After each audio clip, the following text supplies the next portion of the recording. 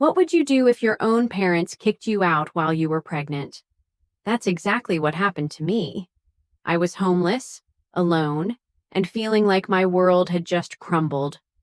But little did they know, that moment pushed me to do something they'd never expect. It was a normal day until my mom and dad sat me down in the living room and said the words that shattered everything. I thought they would be excited to hear about my pregnancy.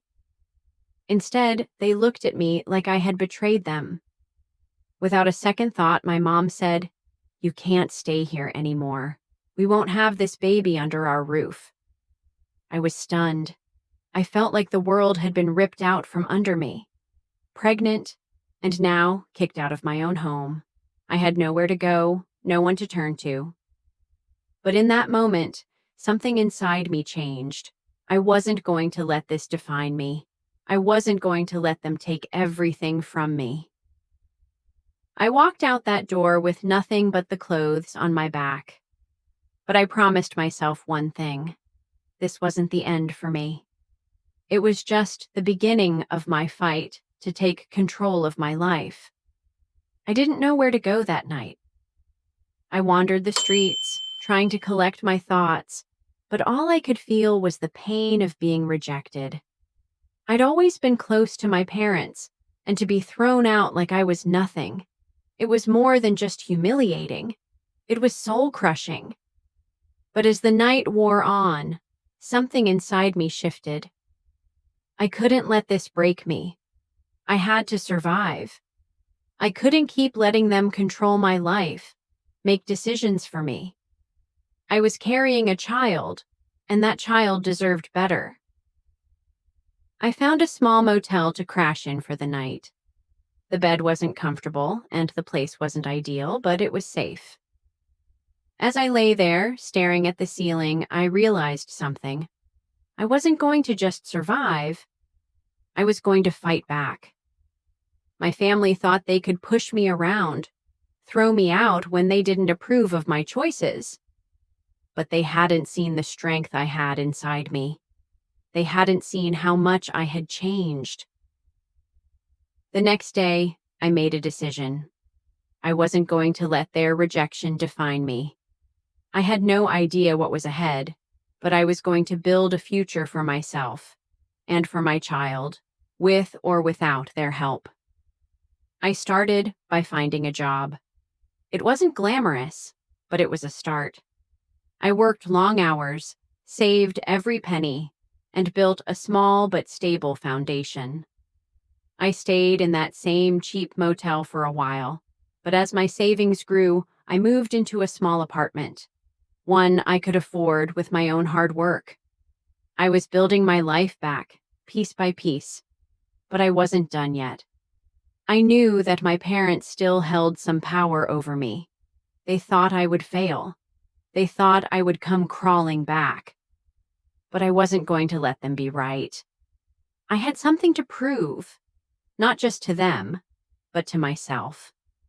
Then, out of nowhere, I received a call from my mom. The caller ID made my heart race, and for a moment, I thought about ignoring it. But I couldn't. I needed to know what she had to say. "Victoria," she said, her voice tight. "I've been thinking about what happened. I know I've made mistakes. I just wanted to apologize." I was shocked. I hadn't expected an apology, not after everything, not after she had thrown me out like that. But I wasn't going to let this moment slip away. I had to take control of the conversation. I had to make her understand that what happened wasn't just about me being pregnant. It was about how they had treated me my entire life. "Mom," I said, my voice steady but firm. "I'm not going to pretend like everything's fine. What you did was wrong, and I need you to understand that. I'm not asking for your approval anymore. I've built my life back. I've learned to stand on my own 2 feet." There was a long silence on the other end. And then, my mom spoke again, this time with a hint of regret in her voice. I'm sorry, Victoria. I see now that I've been hard on you, and I've taken you for granted. I just, I didn't know how to react. I was scared. I understand that, I said, my voice softening. But you can't control me anymore. I'm not that girl anymore. I'm not the one you can just push around. I've grown, and I won't let you undermine me again. My mom didn't respond right away, but I could hear her breathing, and I knew she was processing what I was saying. I wasn't sure what would happen next, but I was at peace. I had said my piece. I had stood up for myself, and no matter what, I knew I was on the right path. After that conversation, things didn't change overnight. My mom didn't suddenly accept everything I had done, and Abby, my sister, wasn't about to apologize either. But something shifted. I had finally made my peace with myself, and in doing so, I took my power back. The rejection from my parents no longer defined me. I had learned that no matter how hard life got, I had the strength to fight back. I had the strength to keep going. And that was when I realized this wasn't just about proving something to my family. It was about proving something to myself, that I was enough, that I didn't need anyone's approval to be worthy. As weeks passed, I settled into a rhythm. Life was slowly becoming something I could manage, no longer a constant battle, but a journey toward something better. I had my own apartment, a steady job, and I was preparing for the arrival of my child. But even though I felt empowered, I knew the weight of what had happened would stay with me for a while. Then, one day, as I was on my way to pick up some groceries, I saw my mom. She was standing outside my apartment complex, looking as if she was waiting for someone. I froze for a moment, unsure of what to do. I hadn't seen her since our conversation on the phone, and part of me wasn't sure if I was ready for a face-to-face confrontation. But there she was, looking smaller, somehow, as if she had aged overnight. When she saw me, her face softened and she stepped toward me. Victoria. Her voice cracked, and for a split second, I thought she might cry. My heart twisted, but I didn't let it show. She wiped her eyes and took a step closer.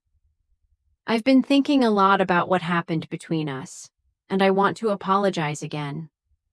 I'm sorry for what I said and how I treated you. I know I made mistakes, and I know you didn't deserve that. Her words hit me harder than I expected. I hadn't realized how much I had been waiting for this moment, for her to take responsibility. But even with her apology, I still wasn't sure if I could forgive her. The years of hurt, the constant push and pull, the feeling of never being enough. It wasn't something I could just let go of. I appreciate your apology, Mom, I said, trying to keep my emotions in check. But it's not just about the past anymore. It's about what happens next. And I need you to understand that I'm not going to keep letting you control me. She nodded, looking down, as if the weight of my words had finally sunk in. She had always expected me to fall back into the role she had set for me, the dutiful daughter who always gave in. But I had changed, and I wasn't going to slip back into that mold, no matter how much she wanted me to.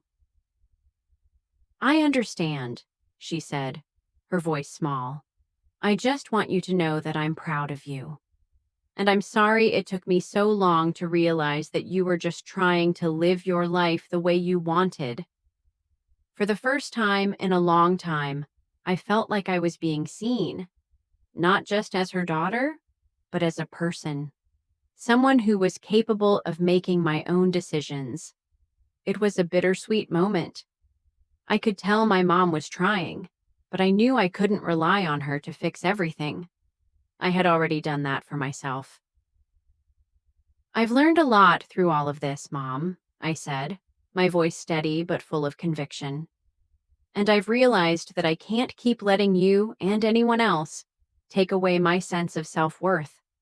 I have to do this for me, not for anyone else. She reached out, and this time there was no hesitation in my heart.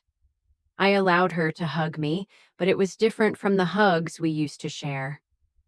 It wasn't about seeking approval anymore. It was about mutual respect.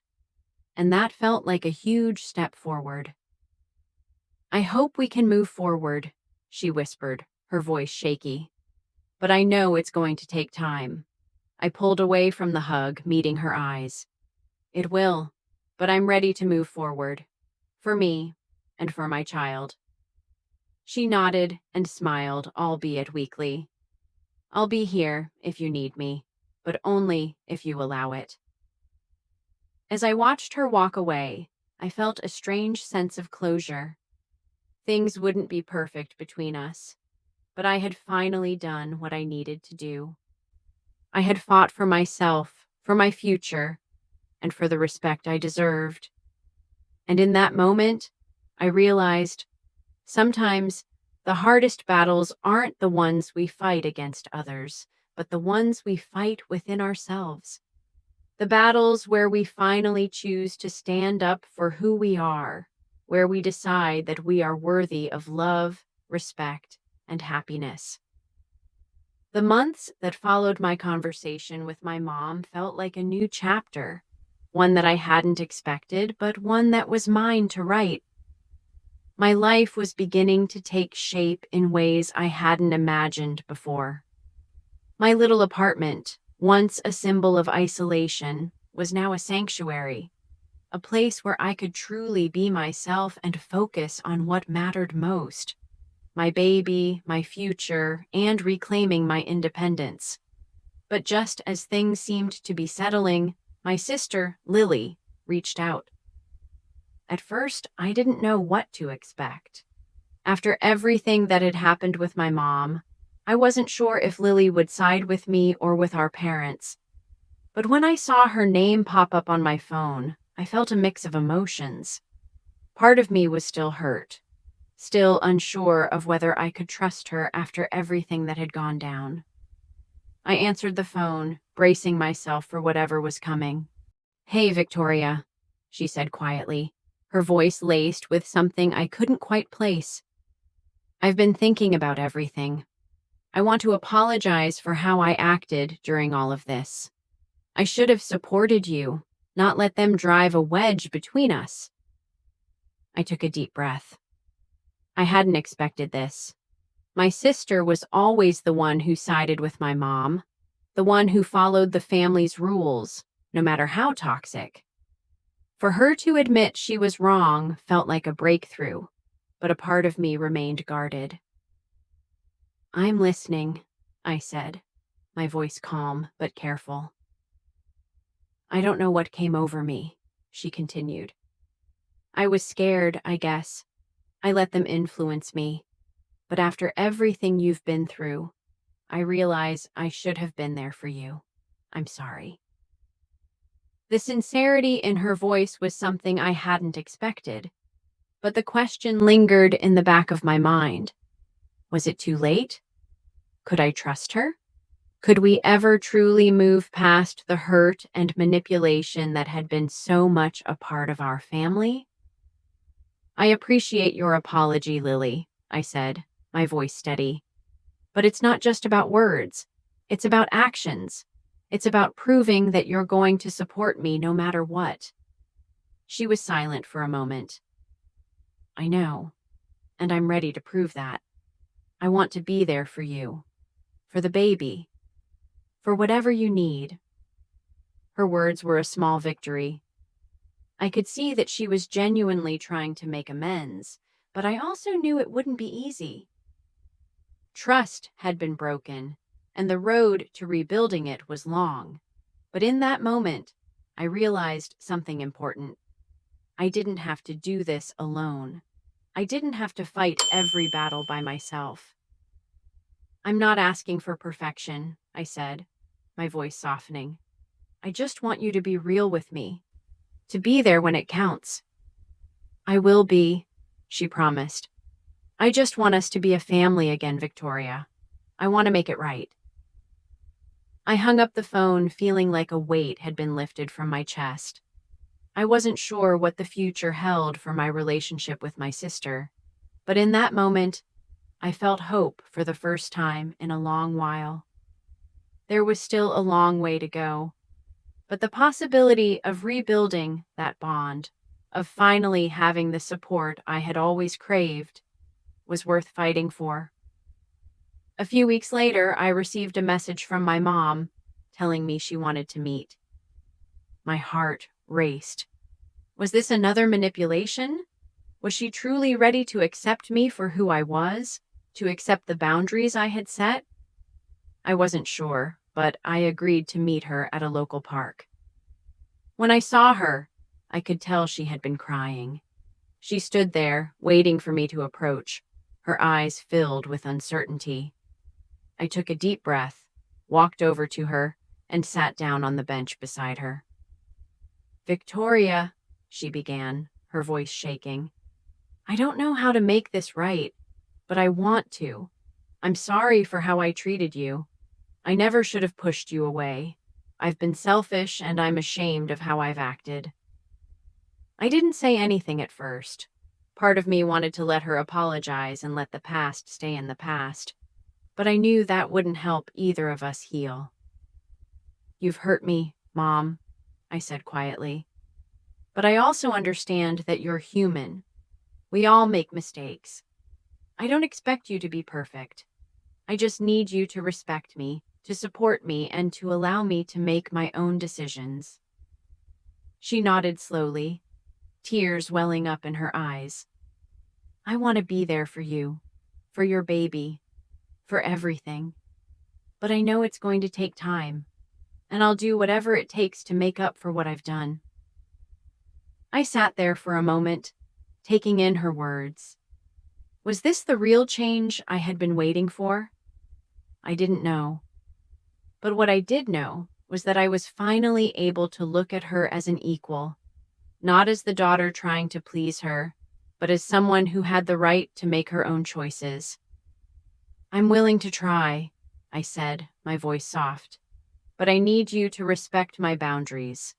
"I will," she whispered, and for the first time in a long while, I believed her. As I walked away from the park that day, I felt something new. Peace. The road ahead wouldn't be easy, but I had proven something to myself that I had never known before. I had fought for myself, for my child, and for the life I deserved. I wasn't just surviving anymore. I was thriving. As time passed, life started to find its rhythm. My baby was growing, and with each passing day, I felt more and more like I was capable of handling whatever came my way. I had my own apartment, my own job, and now I was rebuilding relationships with my family on my terms. The pressure, the anger, and the resentment that had weighed me down for so long were starting to lift. It wasn't easy, but every day was a small victory. One evening, just as I was about to sit down to dinner, I got a call from my mom. I hesitated for a moment. We had spoken a few times since that day in the park, but this was different. She sounded more genuine, more at peace. Her voice was softer, but there was an unfamiliar calmness to it. "Victoria, I know we've been through a lot, and I know it's taken me a long time to get here. But I just wanted to say thank you," she said, her voice trembling slightly. "You've taught me more about strength and boundaries than I've ever known. I've been so blind to your needs and your voice. I'm proud of you, and I want you to know that I will always support you, no matter what." I was quiet for a moment, the weight of her words sinking in. This wasn't the apology I had expected, but it was the one I needed. It was the first time in my life I had heard her acknowledge my strength, not just as her daughter, but as an individual, capable of making decisions for myself. I felt something shift in me. It wasn't forgiveness that I was seeking. It was validation. And for the first time, I was finally getting it. "Thank you, Mom," I replied, my voice soft but firm. "This is all I ever wanted from you, your respect and your support. I'm not the same person I was before, and I'm not going to stop standing up for myself, for my baby, or for my future." There was a pause on the other end, and I could feel the depth of her emotion. "I understand, Victoria, and I'm here. Whenever you're ready, I'll be here. But no matter what, I'm proud of you." For the first time, I felt that we were both moving forward, not just as mother and daughter, but as two individuals who could respect and support each other no matter what happened in the past. The journey hadn't been easy, but it had been worth it. It had taught me the most important lesson of all, that I could stand strong no matter who tried to bring me down. The next morning, I woke up with a renewed sense of clarity.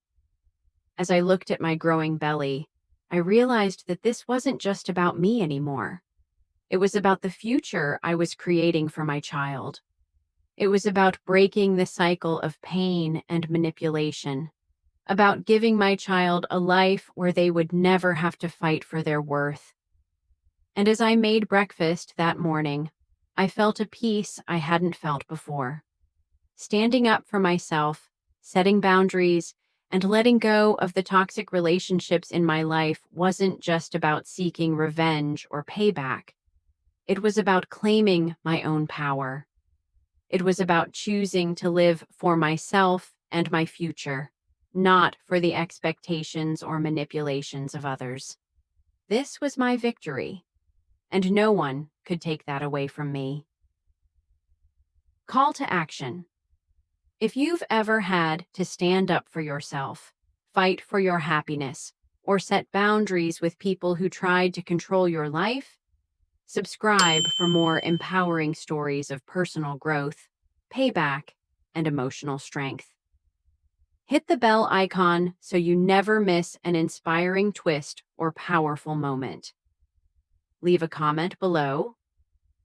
What's the hardest lesson you've had to learn about setting boundaries and standing up for yourself?